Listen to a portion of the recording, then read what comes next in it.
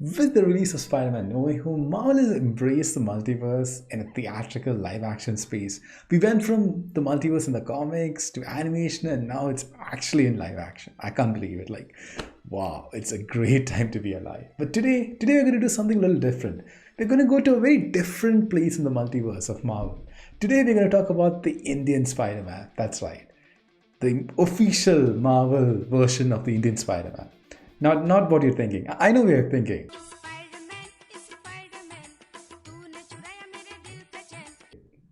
No, not that one. Today we're going to talk about the Indian Spider-Man. So if you find this topic intriguing, be sure to hit that like button and let's start with this video.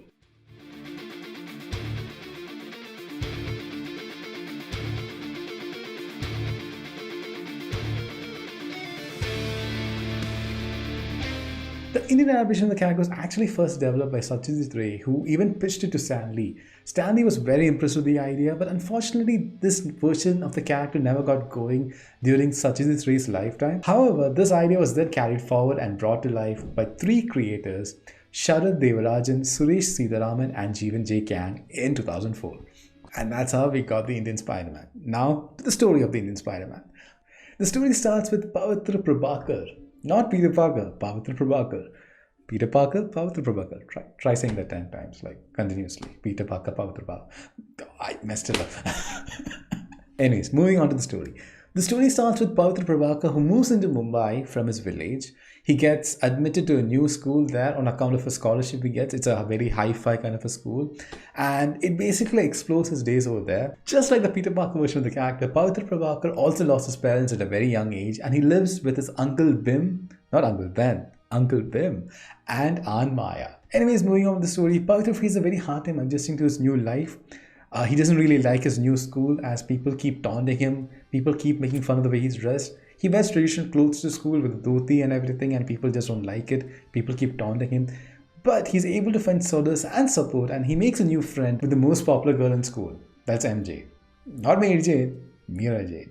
In a story that features people crawling on walls, people shooting webs, the fact that he makes friends with the most popular girl in school is probably the most unrealistic part of the story. Like, it's just giving hopes to nerds. Like, come on.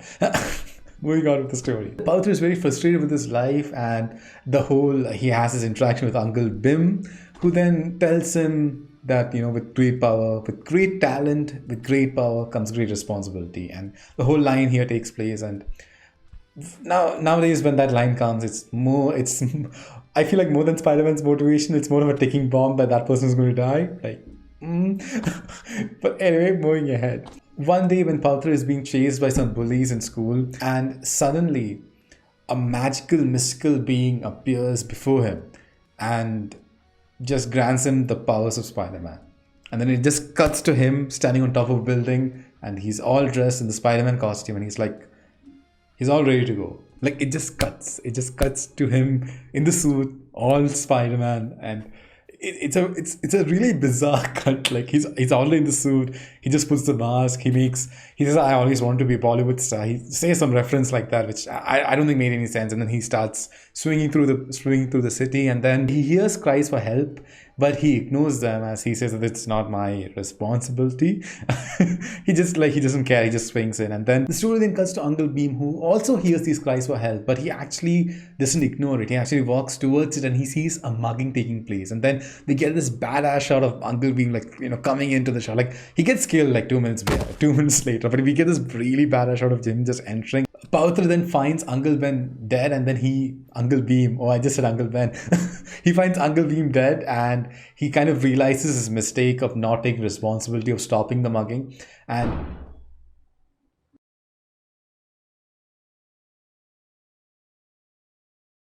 then he takes a vow to take his powers more seriously, his gifts more seriously, and that's kind of how the first issue ends. This story takes a lot of influence, I feel, from the Sam Raimi films, because it keeps cutting to the villain of the story, that's Nolan O'Brien, not Norman Osborn, Nolan O'Brien, who is the Green Goblin here, but it doesn't really have anything to do with science.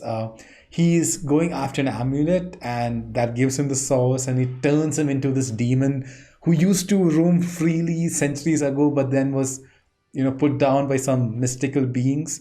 And he gets this vision that this is the one opposition that we have is Spider-Man, this person called Pavitr Prabhakar. The story then continues as we see Pavitr Prabhakar's journey with his new powers. We get the whole thing with Flash as we got in the movies, how he sort of, how he, not attacks him back, but he gives Flash his own medicine in some ways. He makes it to the cricket team, which I thought was kind of fun. And the whole story kind of wraps in the end with Pavitr facing off against Alan O'Brien's Green Goblin and coming out victorious. And that's pretty much the story. It has 6 issues. It's a pretty small arc. It's fairly rushed in many ways. I think a lot of the times the origin of these characters, it gets refined over time, but more and more iterations of the character that keeps coming. In many ways, this is already an iteration of the character, but still. I think one of the biggest drawbacks of the whole story is the fact that there's a lot of magic involved. And to be honest, that's not really a complaint. I mean, even in the most recent Spider-Man movie, there was a lot of magic involved, but it kind of takes away from that science aspect of Spider-Man in many ways. Like, the biggest drawback for me of the entire story is the fact that he just randomly gets the suit and everything. Like, it just cuts to him being a suit, and he's almost like this defender of some mystical being, and he's destined to always get these powers. And I don't know, that didn't really sit right with me as someone who likes the whole accidental aspect of Spider-Man, that he just gets bit by the spider and he gets those powers. And the whole thing about him making the suit and sort of testing out his powers, all of that kind of goes out the window here. He's Spider-Man pretty quickly. He faces off against all these versions, all these Indianized versions of these characters. Like, we have a version of Dr. Otto Octavius also in the story. It is pretty rushed, and I didn't really enjoy that aspect that, we don't really get to see Peter build his own arsenal of weapons.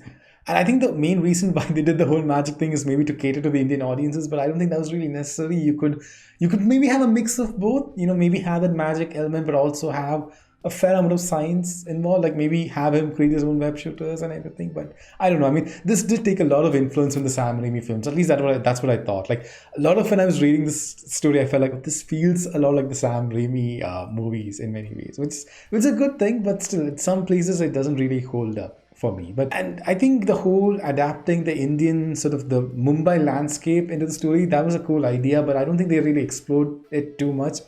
And I think that has to do with the fact that they had Green Goblin be the villain and they had him be this mystical being, which I think didn't really help with the story, because when you're trying to connect it to like the Mumbai landscape and everything, a villain that was more connected to the city would have made more sense. I think you could have got the sense of the city, and you could have seen how Peter sort of connects with the people of the city, and not Peter, even Spider-Man sort of connects with the people of the city, which is a big part of who Spider-Man is in the comics and, in the other iterations, the main continuity. But one thing which I kind of liked in this version of Spider-Man is the fact that he moves from his village to Mumbai, to a big city. And maybe because of that, the connection is not quite there for him yet to Mumbai. So maybe it makes sense that they didn't explore that aspect, but I still would have liked to have seen that. But coming back to my point of having him move from the village to Mumbai, like, it gave me some influences of Superman moving from Smallville to Metropolis, so which I thought was great. Like, I think it's a great way of seeing him sort of explore the big city and sort of come into this new sort of life. I think that's kind of cool. Now, I think in terms of the villain, if we maybe had a Kingpin version, an Indian Kingpin version, maybe that would have been more cool. We could have maybe seen some corruption or something going on, and maybe a more grounded story of him trying to face those kinds of villains maybe would have made for a better origin story. I think you could have maybe done Goblin, after some time. And, you could do the whole magic thing again. That's okay. Like, it's a different version of the character, so it's fine. But another thing was, I think it would have been really cool if we had a J. Jonah Jameson of the character. Like, I'm just saying, like, I think you need that. Like, and I think we know the perfect person who could maybe play it. I am angry. I am furious. I am 5 feet 11 inches. I am Arnab with a U, and although I have no certainty, I'll make that broad assumption and say that the nation wants to know, Mr. Siddiqui, that how can your organization not condemn this heinous act? For our first interview, we have with us the superstar of Bollywood and an extra of Hollywood.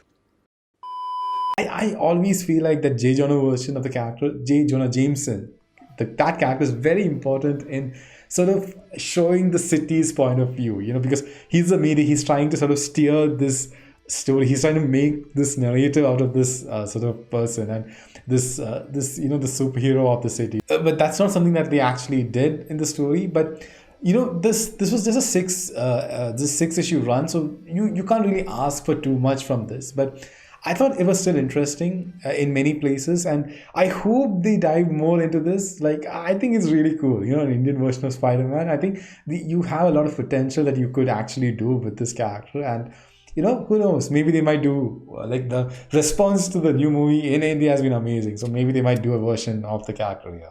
Let's hope they do that. And if they do that, maybe just give me a role of an extra. Like, I'll be that extra that just walks behind, like that extra that randomly walks behind while some serious shit is going on. Like, I'll just walk around, like just give me that, like that'll be good. Anyways, guys, if you do enjoy this video, be sure to hit that like button. Do subscribe to the channel. We have loads of content here, and that's it, guys. Keep geeking out.